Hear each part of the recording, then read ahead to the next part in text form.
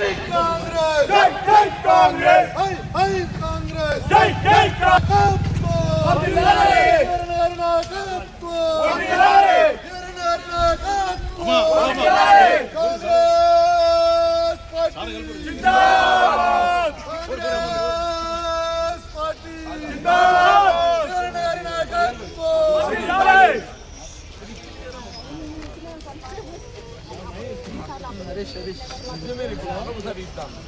కానీ నేను sir meeting చేసి కట్టుకున్నాం సార్ నేను ఓటర్లో పనిచేస్తాను మాకు సార్ నాకు ఇద్దరు పిల్లలు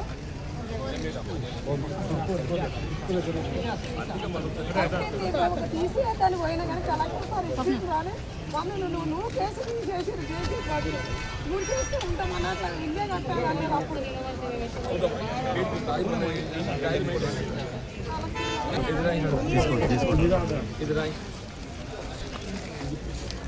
మీకు ముందు ఇచ్చింది కదా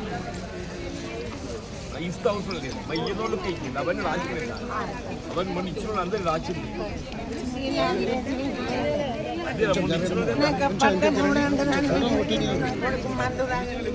ఇది వేరేనమ్మా ఇది వేరే డబుల్ బెడ్రూమ్ అది వేరే ఇప్పుడు మాసాలు గడుస్తుంది అసెంబ్లీ ఎన్నికల కంటే ముందు ఆదరా బాదరగా మౌలిక సదుపాయాల కల్పన లేకుండా ఆదరా బాదరగా లబ్ధిదారులు ఏదైతుందో మరి వాళ్ళకి ఒక ఆశ కల్పించాలని చెప్పని పంపించారు. తర్వాత ఏదైతుందో మరి ప్రభుత్వం మారిన తర్వాత ఈ అంశాన్ని మరి రాష్ట్ర ప్రభుత్వం గౌరవ ముఖ్యమంత్రి దృష్టికి తీసుకెళ్తే వారు మౌలిక సదుపాయాల కల్పన కొరకు 2 విడతల్లో ఒకసారి 18 కోట్లు ఒకసారి 20 కోట్లు వారు మంజూరు చేశారు. ఇప్పుడు డ్రింకింగ్ వాటర్ ఏదైతుందో ఫెసిలిటీ అయిపోయింది, ఆల్మోస్ట్ విద్యుత్ సౌకర్యం ఏర్పడ్డది, డ్రైనేజ్ ఫెసిలిటీ ఏర్పడ్డది. ఇప్పుడు 3500 మందిలో ఒక 500 మంది మాత్రం షిఫ్ట్ అయింది. దాదాపు ఇంకా 3000 మంది ఏదైతుందో వాళ్ళు షిఫ్ట్ కాలేదు. అది 500 లబ్ధిదారులు ఏదైతుందో అరకొర వసతులు ఉన్నప్పటికీ కూడా వాళ్ళకి ఇతరత్ర ఏదైతుందో రెంటెడ్ హౌస్లో ఉండటమే కానీ నివాస కావాల్సినటువంటి ఒక సదుపాయం లేకపోవటం కొంత ఇబ్బంది అయినా కానీ షిఫ్ట్ అవుతుంది. ఈ 3000 మంది షిఫ్ట్ అవుతారంటే ఏమన్నట్టే? ఈ 3000 మంది షిఫ్ట్ చేయాల్సిన అవసరం ఉందా లేదా? 20 మాసాలు గడుస్తుంది. 3000 మంది షిఫ్ట్ కావటం లేదు అని చెప్పంటే మీరు వాళ్ళ అర్హత కూడా పరిశీలించాల్సిన అవసరం ఏర్పడుతుందని చెప్పక తప్పదని చెప్పండి. ఇవాళ ఏదైతున్నదో రాష్ట్ర ప్రభుత్వం ఈ నూకపల్లి అర్బన్ హౌసింగ్ కాలనీలో నివాసితమై ఏదైతే కేటాయింపు చేయబడారో వాళ్ళకి సంబంధించి 2 మున్సిపల్ వార్డ్స్ కూడా ఏర్పాటు చేశారు. మీకు అందరికీ ఎరుక జగిత్యాల పట్టణంలో ప్రస్తుతం ఉన్నటువంటి 48 వార్డు అదనంగా ఇంకో 2 వార్డ్స్ ఏదైతే నూకపల్లి అర్బన్ హౌసింగ్ కాలనీకి కేటాయించారు, మంజూరు చేశారు అదనంగా. ఆ 2 వార్డ్స్ నూకపల్లి అర్బన్ హౌసింగ్ కాలనీలో ఏర్పాటు చేయాలి. ఈ 3500 మంది ఉన్నారు కదా అని చెప్పారంటే వాళ్ళు అక్కడ ఉండలేరు కాబట్టి మేము ఎట్లా ఎక్కిస్తాం ఓటర్ ఇస్తాం పేరు లేదు అని చెప్పని కమిషనర్ గారు ఏదైతుందో నూకపల్లి అర్బన్ హౌసింగ్ కాలనీకి కేటాయింపు చేయబడ్డ ఆ 2 వార్డ్స్ జగిత్యాల పట్టణం సర్దేసింది. అది దీన్ని బట్టి మీకు ఏం గోచరిస్తున్నది? అంటే కరెక్ట్గా నేను ఏం విజ్ఞప్తి చేసిన అంటే ఆ లబ్ధిదారులు 15th ఆగస్టు స్వాతంత్ర దినోత్సవం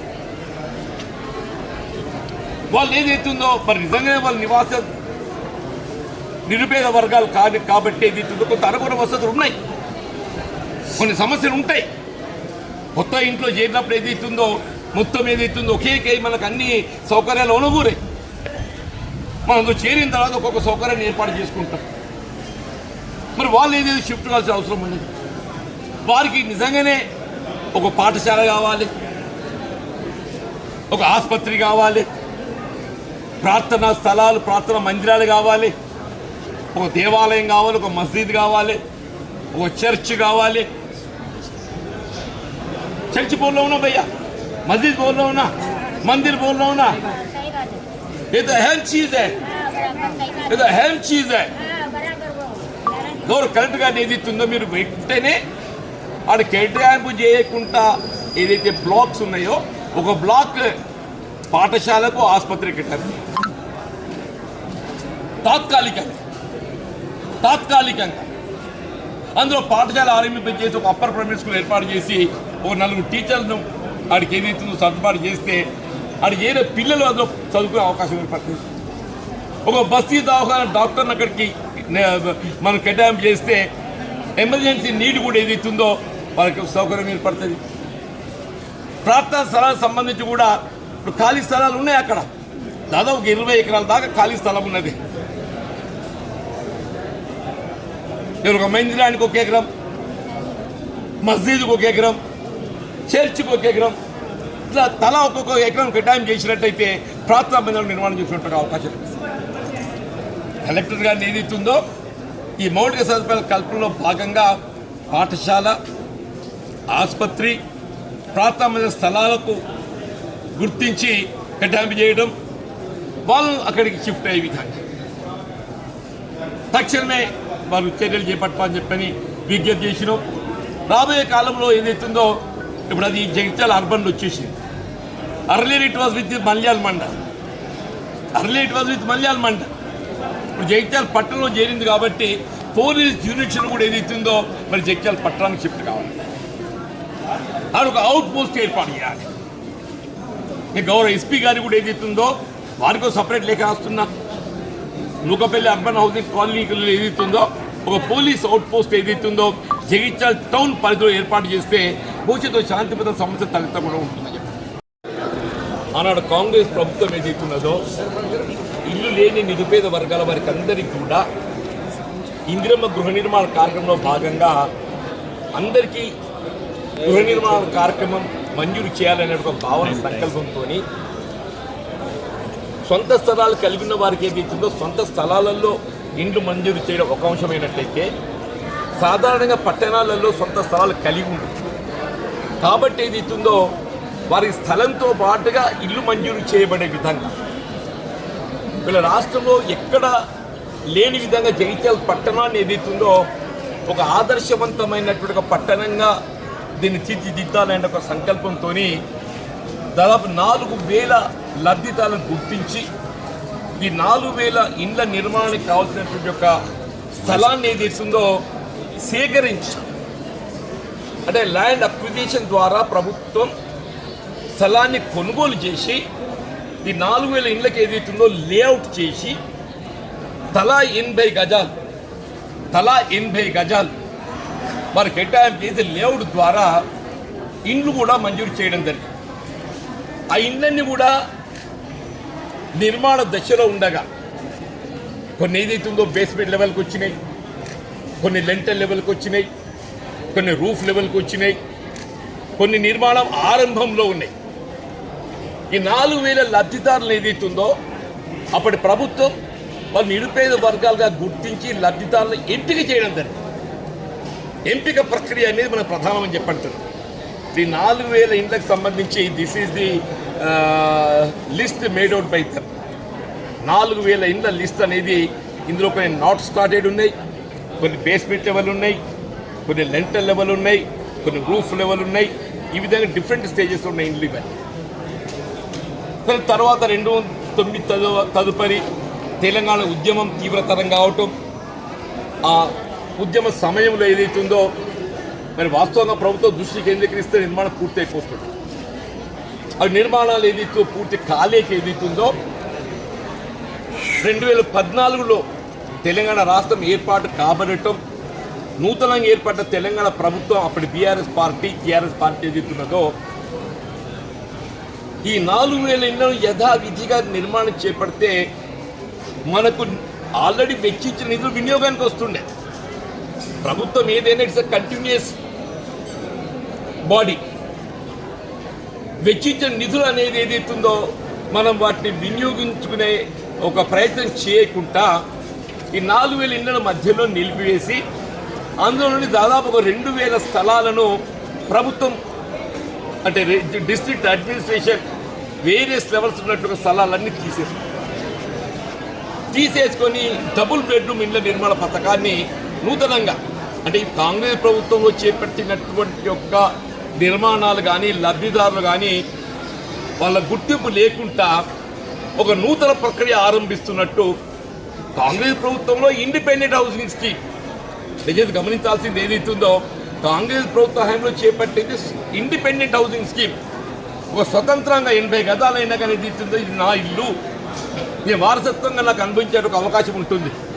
మరి మన ఏ గ్రామీణ ప్రాంతం ఏ గ్రామం పోయినా కానీ ప్రతి గ్రామంలో ఏదైతుందో మనకి ఇందులో గృహ నిర్మాణ సముదాయం అనేది కొట్టొచ్చినట్టు కనబడుతుందని చెప్పంటున్నాను.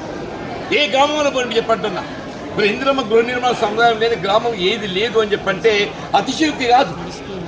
ఆ విధంగా 4000 ఇండ్లు జగిత్యాల పట్టణ సభ్యులు ఏ విధంగా టిఆర్ నగర్ రూపొందించబడ్డదో ఇది మరొక టిఆర్ నగర్ అనుకోండి.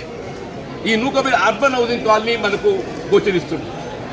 దాన్ని ఏదైతుందో కాంగ్రెస్ ప్రభుత్వం చేపట్టే కార్యక్రమం కాబట్టి దాని బదులుగా ప్రత్యామ్నాయకమైన డబుల్ బెడ్రూమ్, గ్రౌండ్ లెవెల్, మధ్యస్థు, పైస్తు. ఇప్పుడు ఒక అమ్మాయి పెద్ద మనిషి ఇక్కడే ఉన్నదే, నాకు పైన వచ్చింది కొడుక, మరి నాకు మోకాలు నొప్పులు పైకి ఎక్కరాదు, నాకు కింది ఇప్పిమని. ఇందులో ఏదైతుందో వివిధ కులాలు, వివిధ మతాలు, మరి ఎంత సెక్యులర్ స్టేట్ అయినా కానీ ఏదైతుందో వివిధ రకాల సమస్యలు మనం గోచరిస్తున్నాం, మనం గమనిస్తున్నామని చెప్పట్టు. ఇప్పుడు ఏమైపోయింది, సరే ఆల్రైట్ మీరు డబుల్ బెడ్రూమ్ ఇళ్ళ నిర్మాణ పథకం మీ ఆలోచన విధానం కనుగొని చేపట్టింది. అందులో ఏదైతుందో ఏ 2000 స్థలాలు కోల్పోయిన పాపం వీళ్ళందరూ ఈ 2000 ఏదైతుందో పాపం వాళ్ళకు స్థలం లేదు, నిర్మాణం చేసుకుందామంటే వాళ్ళు మొత్తం డబుల్ బెడ్రూమ్ ఇళ్ళ నిర్మాణానికి అప్పుడు ఏదైతుందో ప్రభుత్వం తీసేసుకుంది. రెండో అంశం ఏంటంటే 1611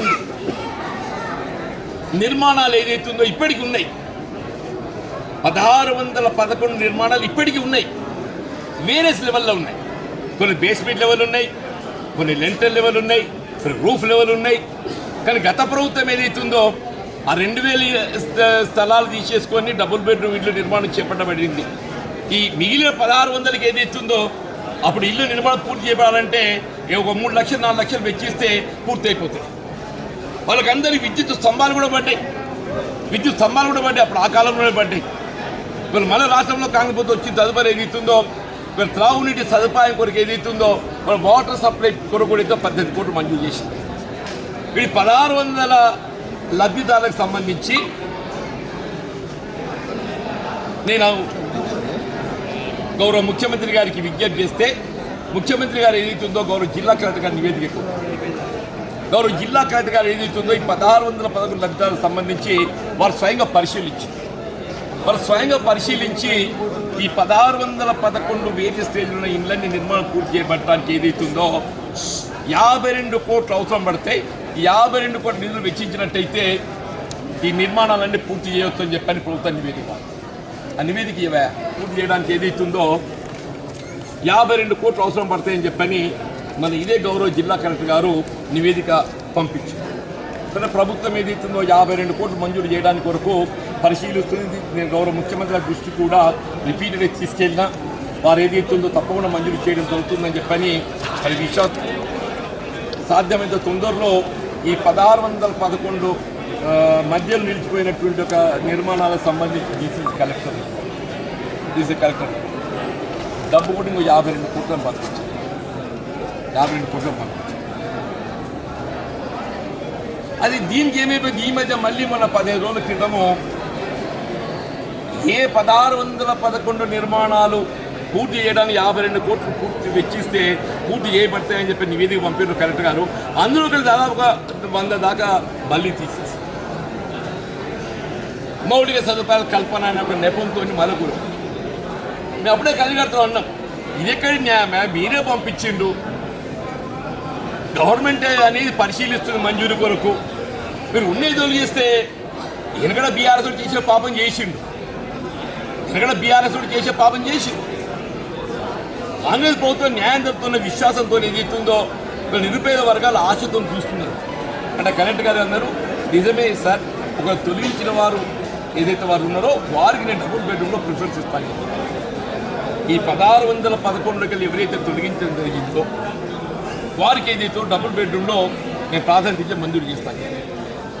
అంటే 2000 మందికి డబుల్ బెడ్రూమ్ అర్హతకు అనుగుణంగా ప్రిఫరెన్స్ ఇచ్చి మంజూరు చేయాలి.